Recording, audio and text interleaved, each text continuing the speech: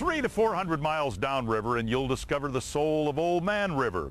It's called the Mississippi Delta, and it's where fields of corn and soybeans give way to rice and cotton, crawdads and catfish.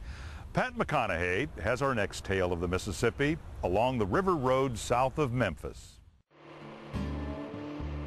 It's 3,000 miles of scenic roadways, bike paths, and hiking trails.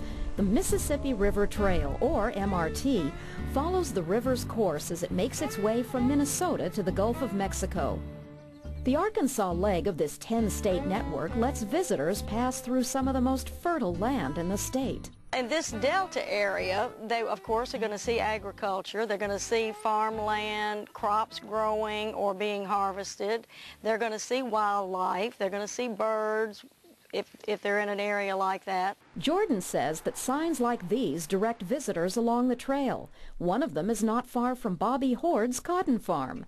Hord says this area is steeped in agricultural history. 50, 60 years ago, this was predominantly just timber ground. The timber companies came in and cut the timber out, and then the farmers came in and settled behind it. A lot of cotton in production at that time, a lot of cattle. Today, farmers like Hord are also growing soybeans and rice, and he's proud to show trail travelers what he does. When they come through, I've had people stop and they see a cotton field or a rice field and they want to know about it, and I don't mind getting them in a truck with me and giving them a tour. Helena, Arkansas is one of the towns along the trail. It was established in the 1800s and was once a busy farming community. Time and the changing fortunes of farming have taken their toll. City leaders hope the trail will bring more tourism and revitalize the town. You're gonna mess right around, make me hurt myself. For blues musicians in the 1930s and 40s, Helena was the place to be. Evidence of that is the King Biscuit Time. Started in 1941, it continues daily on AM station KFFA. The legendary Sonny Payne hosts the show the way he's been doing it since 1951. Yeah, keep doing what you're doing, baby. Had a way to go. Billy Gibson! Around the corner from the King Biscuit Time is another town landmark, Bullock's Cafe, named after its owner, Cora Bullock.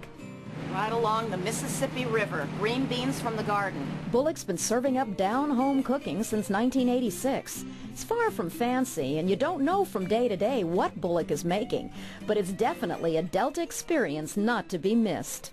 About 100 miles south of Helena, near the little town of Lake Village, is a real historic and agricultural gem, and it's hoped that this will be part of the Mississippi River Trail when it's extended down here in the future.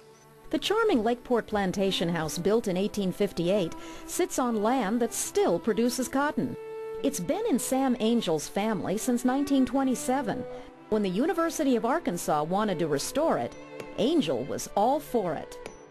I think this is probably the only antebellum house in Arkansas that's right on the river that's on what you would call a working plantation in the state. So it gives us an opportunity to tell a really great agricultural story. Ruth Hawkins says because of the plantation's proximity to the river, it's an ideal site to include on the trail. Well, once completed, visitors can enjoy the trail from its headwaters to the Gulf, a way to experience the Mississippi's wonders.